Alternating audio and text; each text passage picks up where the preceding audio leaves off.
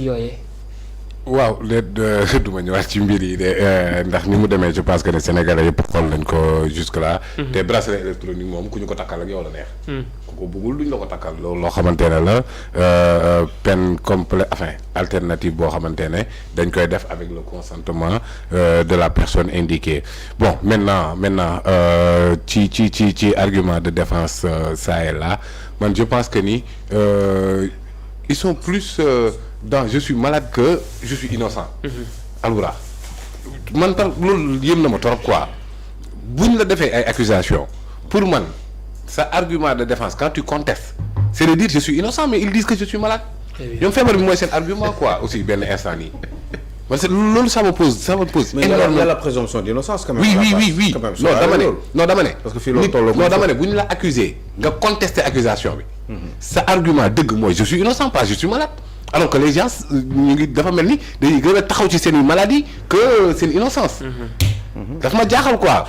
bon je suis pas content de voir une personne buy wuyu audition sur une ambulance. L'image n'est pas beau seulement. Bibo Bourgi. Voilà donc Farba Ngom du ko wax. Maître El Hadji Diouf xëy na du andi argument boobu parce que le régime qui l'a défendu bec et ongle ñoom ñoo téye Bibo Bourgi ci lit d'hôpital perfusion yi di jàll ak lépp ñu taxaw ci. xam nga dugal ko brancard indi ko tribunal. oui am na fi. À l'époque j'avais écrit benn texte sur Facebook pour l'honneur de la justice sénégalaise parce que l'image n'était pas beau à voir. mais loolu moom moo waral xam nga ñoom malheureusement lépp loo xamante ne mënoon na doon source bu. pas Assane naa dóor sur la table rek def nañ pire. def nañ pire lu ne. moo tax daanaka doo leen mën a défendre lenn parce que fii lañ toj boppu Pape Abdoulaye Touré damm tànkam damm loxoom. tepp yóbbu ko mandat de dépôt. Farba Ngom a fi woon ne tekk naangul. il n'a pas dénoncé encore pire peut-être il avait encouragé la justice à l'époque pour dire que ni doonu la war a demee. alors donc tey mais nag humanisme pour humanisme. bu dee son état de santé n'est pas compatible ak pavillon spécial nañ ko bàyyi mu dem. parce que lii may gis tamit saa waay cat du reddition des comptes. non nekku ko. du lii. en fait du lii la ñu commandé du lii la ñuy xaar heure bii nii bu lépp tegu woon ci yoon mais fexe na.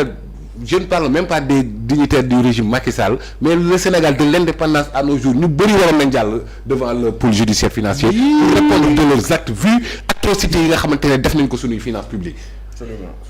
mais quand même comme j'avais dit à Macky Sall la réduction des comptes sous Wade mais dafa waroon doon camion bu ñuy yëpp ay nit.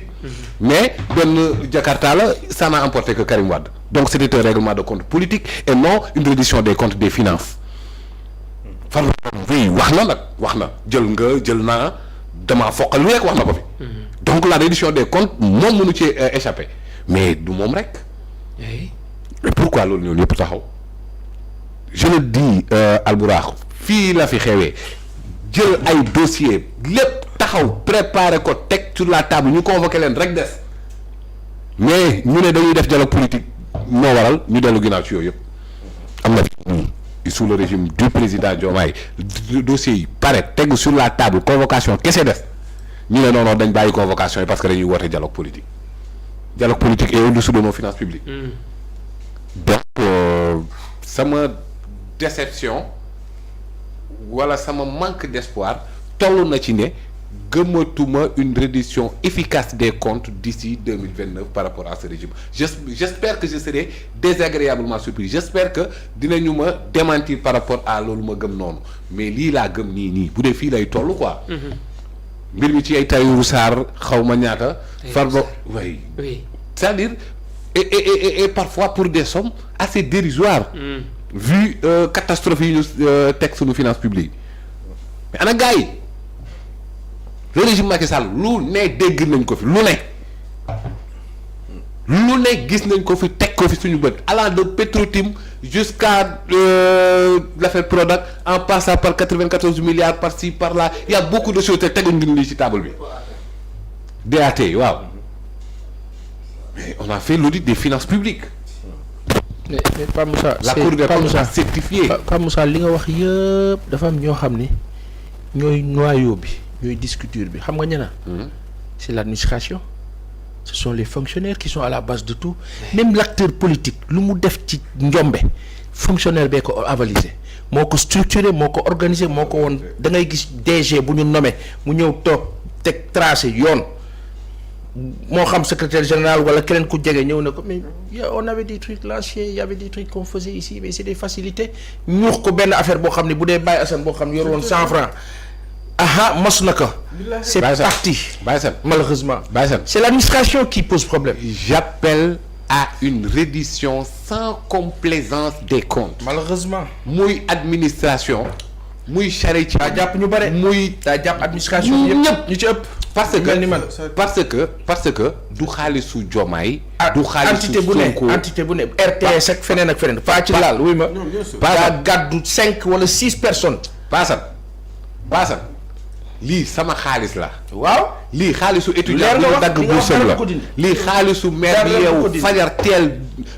dara du ko biir Guet Ndar ut jën yu mu waas. dara du ko xaalisu baykat ba nekk ci àllu Fimela bi la. xaalisu marchand ambulant bi nekk ci naaj bu tàng bi la. Diomaye moomu ko Sonko moomu ko donc une reddition sans complaisance ku mu mënti doon moo xam fonctionnaire nga moo xam loo mënti doon tërëmu askan bi boo ko laalee da nga ko war a goxi avec la plus grande sévérité ci sanction yi ñu leen war a teg. mais à la fin dañuy dégg tout le temps avocat yi naan état bu Sénégal moo yoral Farba wala plutôt Tahirou Sarr. oui xam nga. mais on ne comprend plus quand même. non si on comprend nag. xam nga affaire yi. en fait nañ bàyyi tappale yooyu noonu quoi. aussi Farba bu état du Sénégal amee lay ko xaalis moom xam na fu muy jaar. très bien. wala bu la état amalee xaalis da ngay dóor xaalisu état noonu la tudd. mais yow man bu ma ameelee paasan xaalis sax ça veut pas dire que damay dem escalade muru këram dóor xaalisam dem sama yoon je ne du loolu nañ bàyyi tappale bi aussi ça n'a rien à voir wala dañoo bëgg mu am une subrogation wala une action publique ce n'est pas ça le problème man Farba Ngom Tahirou Sarr deviennent de plus en plus les cadets de mes soucis parce que xam naa ni ay dossiers yu gën a diis yooyu noonu. mën na leen concerner ñoom mën na concerner ñeneen ak ñeneen te laaluñu ko quoi et li ma gën a mënut a supporter ñu ne wéy nañu convoqué non waruñoo convoqué parce que dañuy dem dialogue politique quoi. Albourakh. On est un des pays les plus riches mais un des pays les plus appauvris par leurs élites. C'est ça. yoo xamante ñu ngi fii nga leen di romb di leen gis xam ne kii train de vie bu muy yoroon ba muy nekk aux affaires jotewul dara ak li nga xamante ne moom la yoroon en termes de revenu te it nag suñu ratee coche bii nii nañu jàpp ne ëllëg lu neexati waay def parce que régime Macky Sall régime Abdoulaye Wade ak yafi jaar ni ñu def ci fonds les fonds publics. li ñu def ci argent du contribuable si ça passe impuni Sénégal dañuy mujj am la routine de dire que ni mbir yi du mujj fenn des gens se sont enrichis du régime socialiste des gens se sont enrichis du régime libéral des gens se sont enrichis sous Macky Sall on nous a promis la rupture par rapport à tout ça on nous a promis une démarche antisystémique. Ce que nous sommes en train de voir dalul xel te dañoo bëgg li ñëpp bokk ñëpp jot ci. li ñëpp bokk nag pour ñëpp jot ci da nga koy goxe ci ñi ko féete woon toog maanaam mënuñoo toog ci réew moo xamante ne 90% des richesses 10% de la population ñoo ko séddoo ñun ñu toog di seetaan mais lii moo waraloon xeex bi saa waay. lii moo waraloon ay sénégalais ñàkk seen bakkan. lii moo waraloon ay sénégalais perte seen i liberté ñi perte seen cër ñu taxaw pour mën a soppi suñu réew ndax lépp lu ñuy gis feneen ak feneen ci équitable redistribution des richesses dañ cee yeyoo lii du reddition des comptes du lii lañ commandé donc il faut que vraiment ñu ñeme laal fi mbir yi di méttee quitte à ce que parce que da nga koy dégg ah naan wéy affaire yi boo ko jàppee nii bailleurs yi xaw ma lan nañu bailleurs yëpp baax bailleurs yi li ñuy jox ak li ñu ñee sàcc pour yow ba moo ëpp. li ñuy sàcc. waaw léegi nga bëgg a bàyyi li ñu sàcc ndax li la bailleurs yi war a jox suñu yoon newul ci ay bailleurs c'est la même chose avec la justice pour les martyrs nanu lekk ñax laa la wax. waaye nag képp ku rot baltaku Sénégalais da nga ko war a fay parce que ay milliards yu ñu bailleurs yi di yor jëndul benn bakkanu Sénégalais de. donc voilà Tahirou Sarr Farba Ngom ne doivent pas être les dindons de la farce comme Karim l'avait été du temps du régime Macky Sall où on parlait d'une reddition des comptes. parce que muy Farba Ngom muy keneen ak keneen. yenn dóor yi li paasan wax buñ mënee am lu koy faciliter dafa am une administration qui a été laxiste à un moment. Et cette administration est toujours en train de travailler avec le même régime actuel. Sa responsabilité. L'administration travaille toujours avec le régime actuel. Sa responsabilité. Reddition des comptes ñi ko doon gérer sous Wade sous Macky Sall ñenn ñi bu ñu demul retraite ñoo fi nekk ba tey et ils sont là avec nous puis ils partagent ce sont nos amis nos parents ils sont dans l'administration am ci ñu baax am ci ñu mel ni Baye Assane dëng. ñooñu dëng nag ñooy musiba maaba kumba bi acteur politique yi jaar Sénégal yépp def fi loolu ak loolu li Pape Moussa di dénoncer c'est tellement vrai mais ñi ko fi def ñëpp y a eu des fonctionnaires qui étaient là tey jii nii quand on parle d'argent volé à gauche ou à droite mais ministre bi mënul tëb di sàcc xaalis dañ koy jox yoon bi dañ ko naan bon fii ça c'est truc ça c'est kii le ministre il vient bon les gars c'est quoi les kii gars yi nag bon monsieur le ministre nga gis am ko roccee ko pour des faveurs.